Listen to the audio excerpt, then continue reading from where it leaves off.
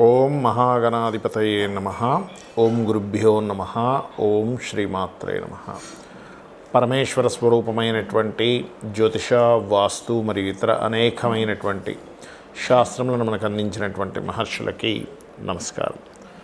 హయగ్రీవ హయగ్రీవ హయగ్రీవేతియో వదేత్తస్య నిస్సరతే వాణి జన్హుకన్యా ప్రవాహవత్. అరుణాం కరుణాతరంగితాక్షీం ధృతపాశాంకుశపుష్పబాణచాపాం అనిమాదిభిరావృతాం మయూకైః అహమిత్యేవ విభావయే భవానీం. శ్రీమాత్రే నమః. ప్రేక్షకులకి ఆ లలితాంబిక అమ్మవారి యొక్క అనుగ్రహం పరిపూర్ణంగా కలగాలని మనస్ఫూర్తిగా కోరుకుంటూ మనం ఈరోజు చెప్పుకోబోయేటువంటి టాపిక్ ఏమిటి అంటే బుధగ్రహము. ఒక్కొక్క గ్రహం గురించి మనం విశేషంగా చెప్పుకుంటూ ఉన్నాం.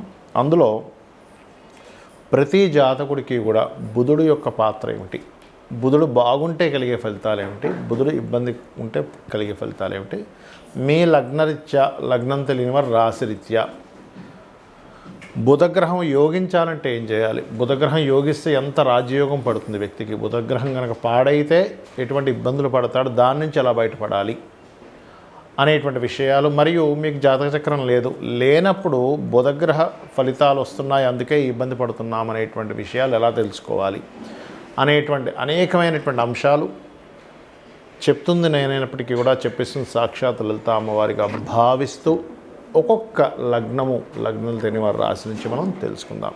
కర్కాటక లగ్నానికి మీకు బుధుడు 3, 11 అధిపతి, పాపే అవుతాడు. బట్ మన సూత్రం ఏంటంటే పాప అయినప్పటికీ శుభగ్రహాలతో కలిసి ఉంటే శుభ ఫలితాలు ఇస్తాడు, శుభుడైనప్పటికీ పాపగ్రహాలతో కలిసి ఉంటే పాప ఫలితాలు ఇస్తాడు. ఇది సూత్రం, మహర్షి చెప్పిన సూత్రం, మనం చెప్తుంది కాదు, మహర్షి చెప్పిన సూత్రం. ఇప్పుడు 3, 11, 12 అధిపతి కాబట్టి కమ్యూనికేషన్స్ అండ్ ఈ ఏదైతే మనకి ఖర్చుల మీద ఉంటుంది దీని ప్రభావం. ఇప్పుడు ఇదే కమ్యూనికేషన్స్ అండ్ ఖర్చులు కారకుడు లగ్నంలో ఉన్నాడు అనుకోండి, శత్రుక్షేత్రం అవుతుంది. కాబట్టి కొంచెం మిస్కమ్యూనికేషన్స్ వల్ల, లేకపోతే కొన్ని సిగ్నేచర్స్ చేయడం వల్ల, కొన్ని ఇన్వెస్ట్మెంట్ చేయడం వల్ల వీళ్ళకి ఇబ్బంది వస్తుంది. సో ఇది చాలా చాలా చాలా జాగ్రత్తగా ఉండాలి ఈ యొక్క విషయంలో. అదేవిధంగా 2వ స్థానంలో ఉంటే కూడా ఇదే ప్రాబ్లం. అంటే మీరు అనవసరంగా ఇప్పుడు చూడండి, ఒక్కోసారి చూసుకోకుండా ఇన్వెస్ట్మెంట్స్ చేయడము ఇట్లాంటివి వస్తుంటాయి. కాబట్టి ఇది చాలా కేర్గా ఉండాలి. అందులో ముఖ్యంగా 12వ అధిపతి 2లో ఉన్నప్పుడు ప్రాపర్టీస్ మీద ఇన్వెస్ట్మెంట్ చేసేటప్పుడు చాలా కేర్గా ఉండాలి. ఇది మెయిన్గా చూసుకోవాల్సింది. అదే 3లో ఉన్నాడు అనుకోండి ఉదాహరణకి, అప్పుడు ఏమవుతుంటుందంటే ఇక్కడ సిబ్లింగ్స్కి వీళ్ళు రుణపడి ఉంటారు. అక్కడ యాక్చువల్గా సిబ్లింగ్స్కి ఖర్చు పెట్టడము ఇట్లాంటివి ఎక్కువగా వీళ్ళకి చూపిస్తూ ఉంటుంది. అంటే సిబ్లింగ్ మూలంగా ఖర్చు కానివ్వండి, ఇట్లాంటివి ఎక్కువగా ఉంటాయి సర్వసాధారణంగా. ఇదే బుధుడు కనుక 4వ స్థానంలో ఉన్నాడు అంటే 12వ అధిపతి 4వ స్థానంలో ఉన్నప్పుడు సర్వసాధారణంగా ఏమవుతుందంటే తండ్రి గారికి సంబంధించింది, తాతగారికి సంబంధించింది ఏదైనా వీళ్ళకి ప్రాపర్టీ వస్తుంది. అయితే పూర్వీకుల ఆస్తులకి శని కారకుడు కాబట్టి శని యొక్క ప్రభావం కూడా ఎలా ఉందో చూసుకోవాలి. అది అంటే 12వ స్థానం అనేది తండ్రి గారి ఆస్తి అవుతుంది. ఇది వీళ్ళగా మారబోతుంది అన్నప్పుడు తాతగారి నుంచి వచ్చేదైతేనే బాగా వీళ్ళకి కలిసి వస్తుంది అనమాట. అదేవిధంగా పంచమంలో ఉన్నాడు, సంతానం విదేశాలకు వెళ్ళడం, సంతానంతో మిస్కమ్యూనికేషన్స్ జరుగుతూ ఉంటాయి. 6లో ఉన్నాడు, అప్పుడు మాత్రం వీళ్ళు అప్పుల విషయంలో చాలా జాగ్రత్తగా ఉండాలి.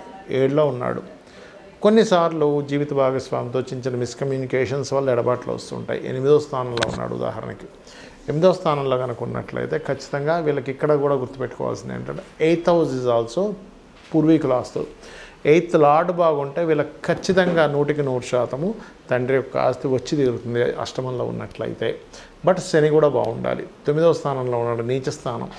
అలాంటప్పుడు ఏమవుతుందంటే తండ్రితోని, గురువులతో మిస్కమ్యూనికేషన్స్ ఏర్పడతాయి. 10వ స్థానం, ఇక్కడ దూర ప్రాంతాలకు వెళ్తే వీళ్ళు సక్సెస్ అవుతారు, ఇంట్లో ఉండకుండా. అంటే ఉన్న ఊరు వదిలి వేరే ప్రాంతానికి వెళ్తే సక్సెస్ అవుతారు. 11లో ఉన్నప్పుడు ఏంటంటే ఇక్కడ కూడా దూర ప్రాంతానికి వెళ్ళడము, కాకపోతే కొంచెం బిజినెస్లు స్టార్ట్ చేసేటప్పుడు అది కాస్త చూసుకొని చేయాలి.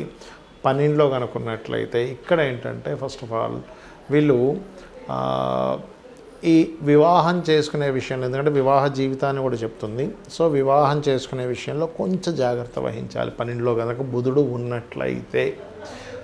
అదేవిధంగా దీనికి రోగ సంబంధం కనుక వచ్చింది అనుకోండి, 12లో ఉన్న బుధుడికి నరాల వీక్నెస్ కూడా వస్తూ ఉంటుంది. సో ఇది జాగ్రత్తగా చూసుకుంటూ మీకు ఇబ్బంది కలగకుండా ఉండాలంటే బుధగ్రహానికి అంటే పెసలు దానంగా ఇవ్వడము, అదేవిధంగా ఎక్కువగా విష్ణు సహస్రనామాలు వినడం చేయండి, అన్ని విధాలు బాగుంటుంది. చాలామందికి జాతకాలు ఉండవు, అంటే వాళ్ళు పుట్టినప్పుడు వాళ్ళ జన్మజాతకం రాయరు. అలాంటప్పుడు ఎలాగ ఈ బుధగ్రహ ప్రభావం వారి మీద పడుతుందని ఎలా గుర్తించాలి? చాలామంది ఏమనుకుంటారంటే ఏ ప్రాబ్లం వచ్చినా ఏలినాడు శని నడుస్తుందండి, అర్ధాష్టమి శని నడుస్తుందండి, అష్టమి శని నడుస్తుందండి, మాకు కాలసర్ప దోషం ఉంది అందుకే పని అవ్వట్లేదు అనుకుంటారు. కాదు, మీరు బాగా అర్థం చేసుకోండి. మన మనిషి జీవితంలో ఒక హెల్త్ ఇష్యూ వచ్చిందంటే దానికి 1000 కారణాలు ఎలా ఉంటాయో, ఒక జాతకుడికి ఒక ఇబ్బంది వచ్చిందంటే దానికి ఈ 9 గ్రహాలు, 27 నక్షత్రాలు, ఈ 12 భావాల్లోనే మొత్తం దాగి ఉంటుంది. గుర్తుపెట్టుకోండి. అక్కడ నుంచే మనం ప్రాబ్లంకి ఐడెంటిఫై చేసి సొల్యూషన్ తీసుకురావచ్చు. ఒకటే గుర్తుపెట్టుకోండి, ఎక్కువ మిస్కమ్యూనికేషన్స్ అవుతున్నాయండి, బుధుడు కారణం. అంటే మీ జన్మజాతకంలో పాస్ట్ లైఫ్లో మీరు ఏదో మిస్కమ్యూనికేట్ చేశారు వేరే వాళ్ళతో, అది ఈ జన్మలో ఈ కర్మ రూపంలో వస్తుంది. లేదండి నేను ఎక్కువ అప్పుల పాలవుతున్నాడు, ఒక వ్యక్తి అప్పుల పాలవుతున్నారంటే 6వ స్థానాధిపతి పాడవడం, కానీ బుధుడు మెయిన్గా ఎక్కువ పాత్ర ఉంటుంది because of natural 6th lord కాబట్టి. మరొక విషయం ఏంటంటే చర్మ సంబంధించిన ఇబ్బందులు వస్తున్నాయి, నరాలకు సంబంధించిన ఇబ్బందులు వస్తున్నాయి, బంధువర్గం వాళ్ళ ద్వారానే ఎక్కువ ఇబ్బంది వస్తుంది. అంటే బుధుడే కారణం.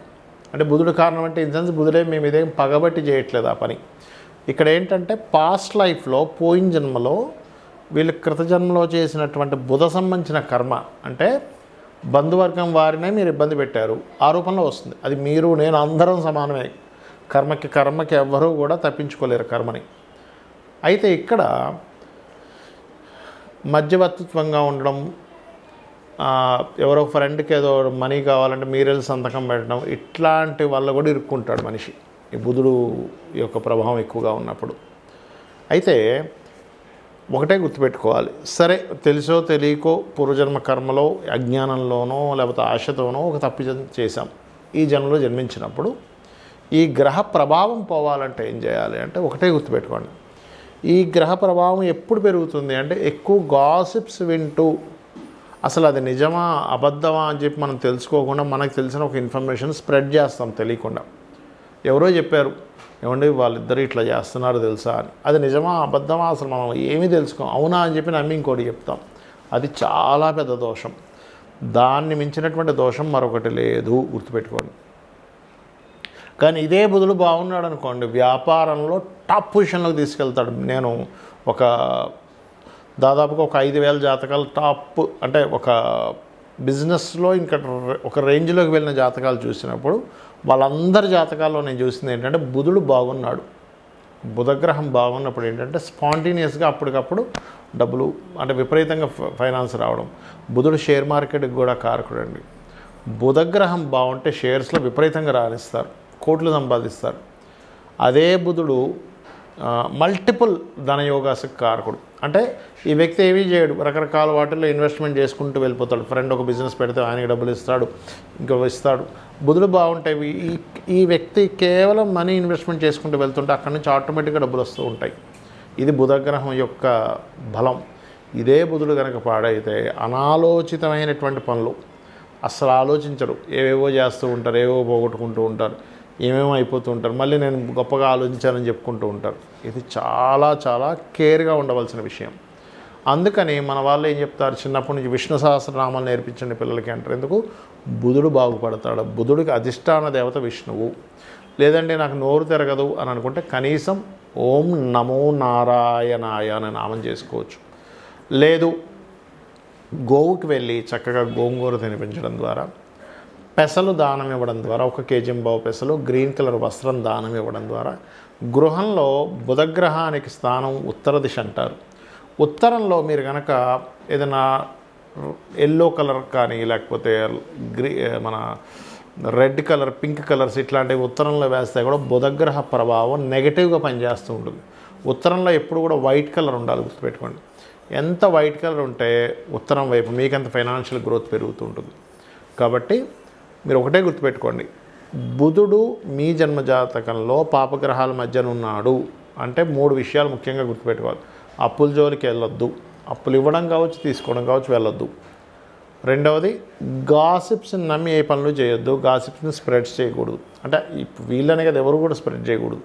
మీకు తెలుసో తెలియదో ఎవరికి తెలుసు, ఇవాళ రేపు ఛానల్లో వచ్చేసిందంటే నిజం అనుకుంటే అట్లా ఆ ఛానల్ వాళ్ళు ఏదో ఒక వార్త వేయాలని వేయచ్చు, వాళ్ళకి రాంగ్ ఇన్ఫర్మేషన్ రావచ్చు, చెప్పలేం కదా. అదేవిధంగా మరొకటి ఏంటంటే బంధువర్గంతో రెస్పెక్ట్ఫుల్గా ఉండండి. బంధువర్గంతో ఎవరైతే రెస్పెక్ట్ఫుల్గా ఉండరో, అనవసరమైన గాసిప్స్ స్ప్రెడ్ చేస్తూ ఉంటారో వాళ్ళందరికీ కూడా నెక్స్ట్ జన్మల్లో బుధగ్రహం బాగోదు, దానివల్ల ఎక్కువ ఇబ్బంది పడతారు. అన్ని ప్లానెట్స్ కంటే most powerful and dangerous planet కూడా బుధుడే. కాబట్టి ఈ బుధగ్రహ అనుగ్రహాన్ని మీరు పరిపూర్ణంగా పొందాలని విష్ణు సహస్రనామాలు, లలితా సహస్రనామాలు, అందులో ముఖ్యంగా ఇంకా మీకు బుధగ్రహ ప్రభావం ఇంకా బాగుండాలంటే లలితా సహస్రనామాలో ఒక మంత్రం ఉంటుంది. ఓం కర్పూర వీటి కామోద సమాకర్ష దిగంతరాయే నమః. ఇచ్చేయండి, అన్ని విధాలా బాగుంటుంది. శ్రీమాత్రే నమః.